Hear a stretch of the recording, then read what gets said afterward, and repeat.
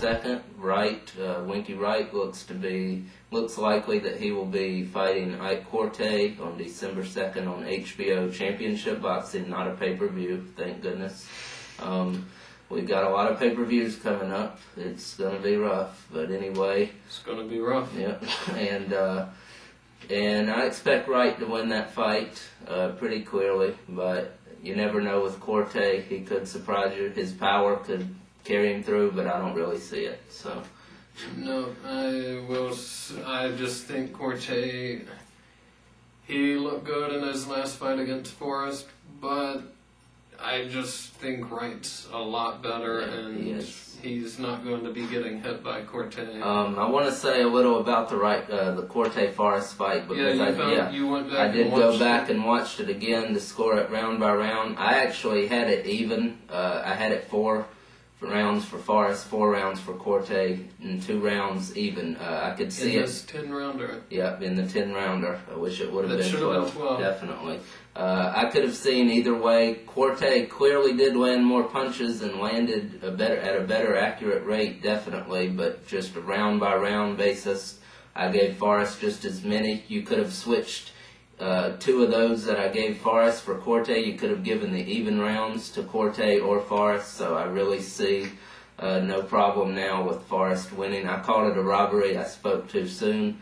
But they should have a rematch. I'm standing by my original analysis of the fight. I scored it live, and I stand by that. Yeah. So anyhow, moving right along. And also December 2nd, possibly Miguel Cotto could be fighting Carlos Quintana. You'll remember him as the guy who embarrassed Joel Julio on June 24th earlier this year by decision, but that's possible for Showtime, where Cotto will be fighting on the same card as Margarito that day. And what a fight. Yeah, definitely. It's going to be a great one if that happens. And all Puerto Rican fight right there. Yeah, the next Puerto Rican superstar, we'll see who it is, whoever wins that, which should be Cotto. It should be Cotto. He hits harder. Clearly he hits harder, at least from what we've seen so far. We haven't seen Cotto at 147 yet, but logic tells you he probably will at least carry his power enough to 147. I believe he will. And he just, I don't know, I think he's definitely more seasoned than Julio was. And definitely. I just would expect him to more experience than Quintana. And yeah. So, and Margarito it looks pretty official. He will be fighting Emmanuel Quartey on that, or Joshua Quartey. Joshua Quartey. Yeah, not Emmanuel. The good Quartey. Yeah, but, and that'll be the end of him probably, so, expect Quartey to beat him, and that looks pretty official now for December 2nd. So, yep. And December 9th, Uma and Taylor is signed now. It will be in Arkansas, Taylor's hometown. It was going to be November 25th. Don't know why they moved it 2 weeks back, but there were apparently negotiations that fell through supposedly with Winky Wright and Taylor too, but that fell through. Got Uma Taylor. We've gotten comments in the past on our shows. This one particularly kind of struck a nerve.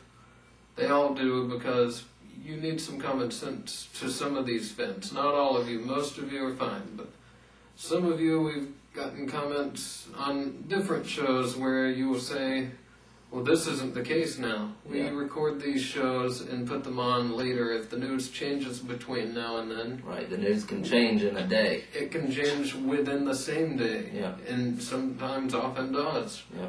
And that's why that happens. We know, believe us. We know when we're wrong, yeah. When something changes like that. And yeah, we're not going to apologize for that. When we record the show, that's what we last saw. That was the last rumor of it. This is a talk show. We're talking about the stuff. We're not a news show, clearly. We're not breaking news here. Actually, I heard Jake LaMotta might be coming back from the dead. Yeah. Remember where you heard it? First. Yeah. But actually, Doghouse probably reported that crap. But anyhow.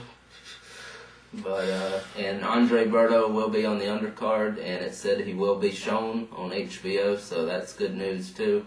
If this fight would have ended up November 25th, he probably would not have been shown because they will be showing the replay of Manny Pacquiao and Eric Morales 3 on November 25th. So good fortune for us that happened. Actually worked out for the best, it looks like. And looking forward to seeing Andre Berto. Should win, should be just another tune-up type fight for him. Good showcase fight to get him on HBO. Which at his level right now, that's what he needs. Absolutely. And one more fight to report on January 6th, Ricky Hatton against Juan Urengo for the IBF 140-pound title. Yep, he will not moving down. Hatton will not be fighting again this year. Absolutely, it looks like Ricky Hatton couldn't take the heat from Luis Collazo and nearly got himself dropped at least toward the end of that fight. Yep. And looks like he's going back down to 140 where he belonged.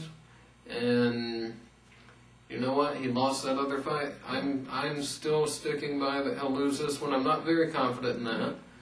And if Urengo loses, oh well, fine. I was wrong. But I'm going with him anyhow. Yeah, I'm going to have to go with Hatton as much as I don't want to. I do want Urengo to win, of course, but I will go with Hatton. But I wouldn't be surprised either way. Urengo could pull out something that we haven't seen in him yet because he hasn't been forced to bring his A game out yet, probably, either, because he hasn't fought and in great January, opposition. Ricky Hatton, you're losing to him.